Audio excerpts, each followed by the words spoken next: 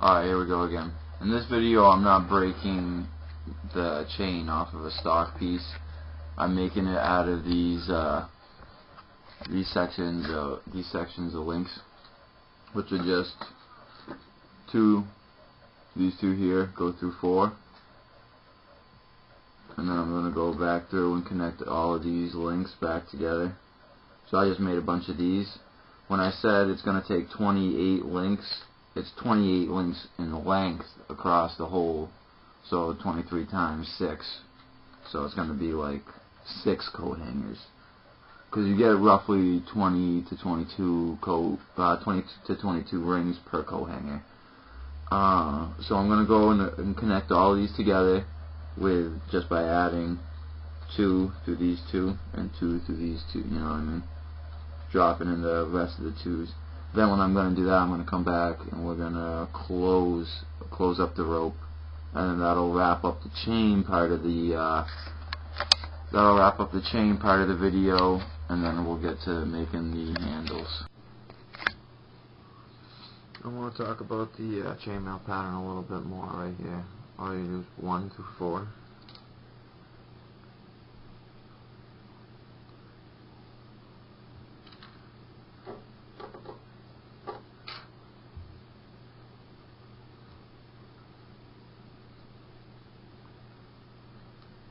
And then I'd close that one right there that has all 4 of them going through it.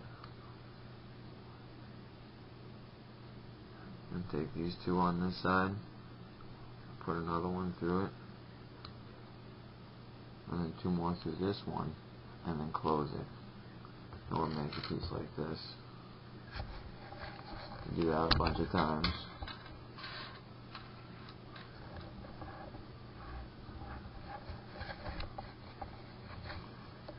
And make a bunch of these. Then all you gotta do is take an open ring, connect those 4, until you get a piece like that. And then this is the tricky part I was mumbling about in the other cut, is you take those 2, see how the other ones just kind of line themselves up, you follow those 2 across to get these 2, fold them up, see how it kind of just comes right together, and then slip the open ring through this one. You want to try to follow the same, you know what I mean? Bam.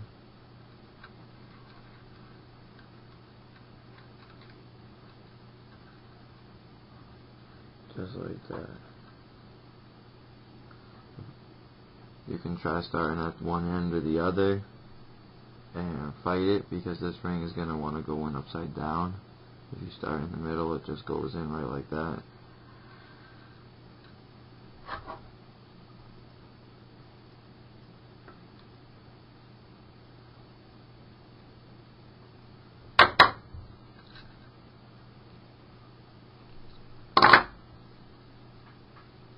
You see how it goes with that ring right there? Follows in, top is tucking under, bottom is coming out. So I'm going to put in the rest of these links, and then I'll show you how to make the rounded end.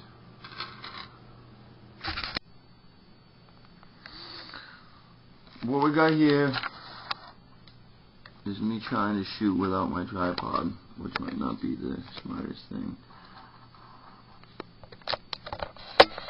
Okay, we'll go like this. What we got here is my chain, 3x2, and it comes down, and I've closed it up into the rope. What you're gonna do is the last ring, see this last one right here at the end?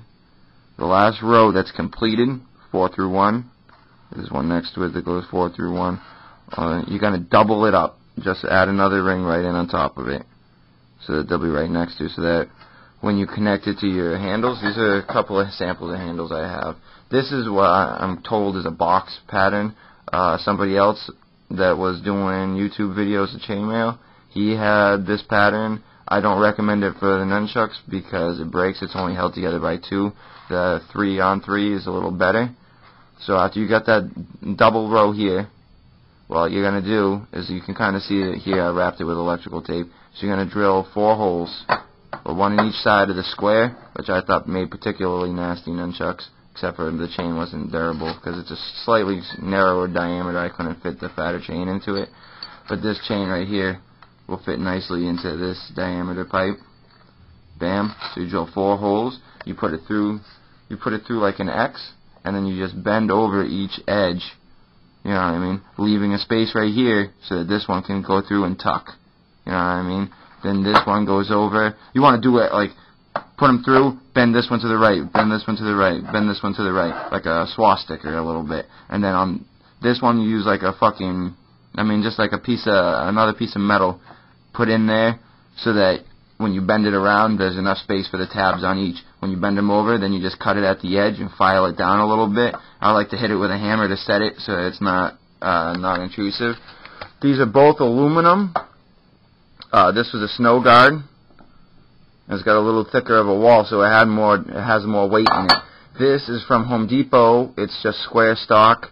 It has a narrow wall, and you can see I put a tape at the bottom. What I did is I had filled it with wax, which I thought would weight it down, and did, except for the wax, this being aluminum, it gave way and went shooting out. You don't want to do that. What I did is I got a modeling clay. Actually, come over here. A modeling clay. It's like a green oil-based clay. It's like this stuff here. It's like this green clay right here. I know, you get it at like the dollar store. It comes in red, green, blue, and yellow. You just mix all the colors together and it makes this, but I packed the handles with that to kind of weight them down and make them a little more vicious.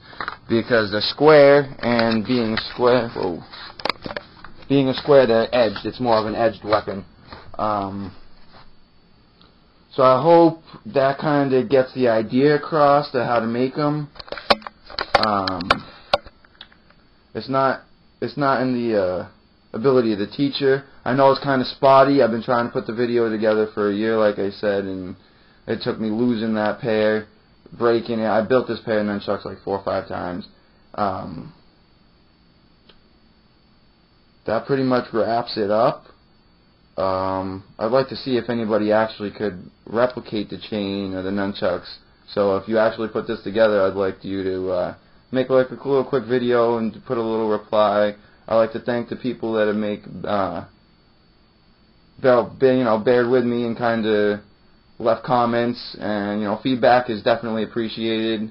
And I'm gonna do some more chainmail videos, but what I really need is like an open source video editing. I like Ubuntu.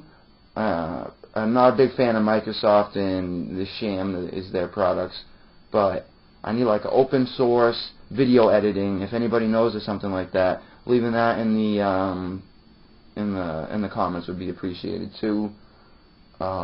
This is going to be rather long-winded, so I'm probably going to like, it's going to be like, okay.